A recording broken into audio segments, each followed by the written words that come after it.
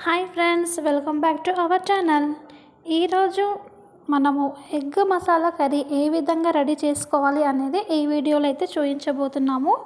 ముందుగా మనము ఎగ్స్ ఉడకబెట్టుకోవాలి. తర్వాత కావాల్సిన పదార్థాలు టమాటా, ఉల్లిగడ్డ, పచ్చిమిర్చి, పల్లీలు.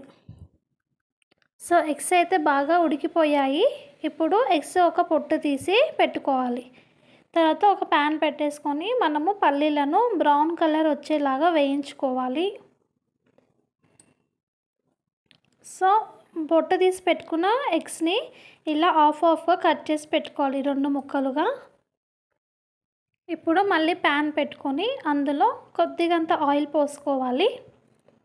కొంచెం ఆయిల్ హీట్ అయ్యాక చిటికెడు పసుపు వేసుకోండి.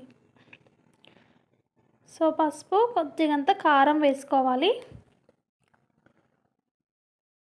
కొంచెం నూనెలో ఇలా పసుపు కారం బాగా వేయించుకొని మనం కట్ చేసి పెట్టుకున్న ఎగ్ ముక్కలు అయితే ఉన్నాయి కదా, ఈ ఎగ్ పీసెస్ని కారం పసుపు అంటే విధంగా ఇలా ఫ్రంట్ అండ్ బ్యాక్ కొంచెం ప్రీహీట్ చేసుకోవాలి. సో ఇలా చేయడం వలన ఎగ్ కర్రీలో ఎగ్స్ చాలా కలర్ఫుల్గా కనబడతాయి. సో ఎగ్ సప్పగా కాకుండా కొంచెము స్పైసీగా ఉంటుందన్నట్టు.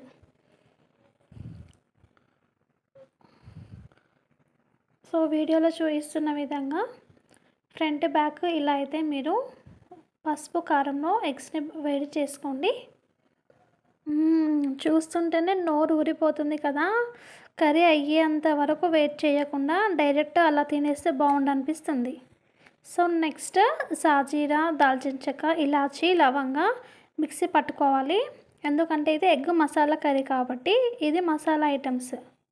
పల్లీలు స్టార్టింగ్లోనే వేయించుకున్నాం కదా, పల్లీలది పొట్టు తీసి మిక్సీ పట్టుకోవాలి. తర్వాత ఉల్లిగడ్డలు కూడా చిన్న ముక్కలుగా చేసి మిక్సీ పట్టుకోవాలి. అందులో పచ్చిమిర్చి కూడా వేసుకొని మిక్సీ పట్టుకోవాలి. తర్వాత టమాటా కూడా వేసుకొని మిక్సీ పట్టుకోవాలి.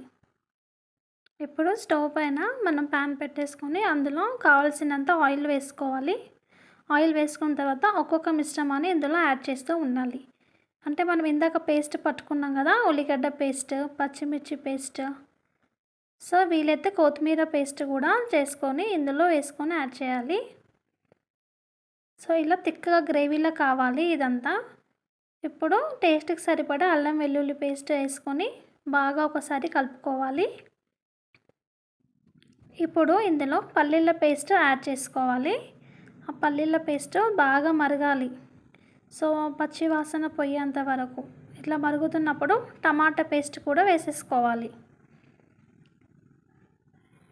ఇప్పుడు బాగా కలుపుకొని మరగనివ్వాలి. ఎందుకంటే టమాటా పచ్చిగా ఉంటుంది. సో బాగా వేడైన తర్వాత కొద్దిగంత కారం వేసుకోవాలి. ఆల్రెడీ పచ్చిమిర్చి వేసాం కాబట్టి కారం కొంచెం తక్కువగానే వేసుకోవాలి. సో చూడండి, సో మనం ప్రాసెస్ ఎండింగ్ వచ్చేసింది.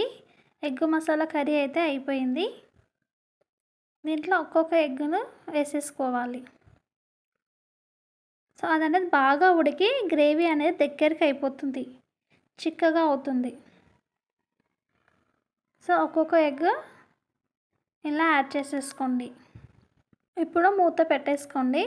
మనకు గ్రేవీ కర్రీ అనేది కాస్త చిక్కబడుతుంది. బగారా రైస్లోకి కానీ రోటీలోకి కానీ ఇది చాలా చాలా బాగుంటుంది.